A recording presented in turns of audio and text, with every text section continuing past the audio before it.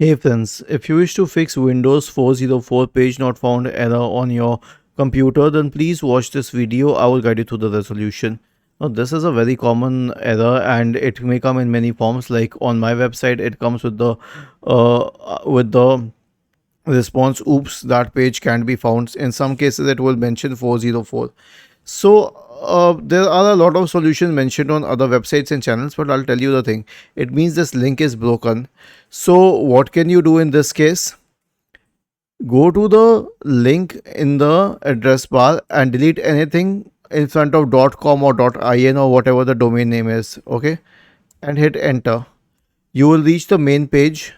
Okay, and then go to the search bar and then you can search for whatever keyword you wanted to search and find the pages associated with it. Okay, and then go to that page. So this is how you can access the required page. There the other methods that they're showing about network related issue, restart the browser and all, it is meaningless. This error is a very specific error. It means that the link was broken and now the link is right. Okay, now this is an actual page.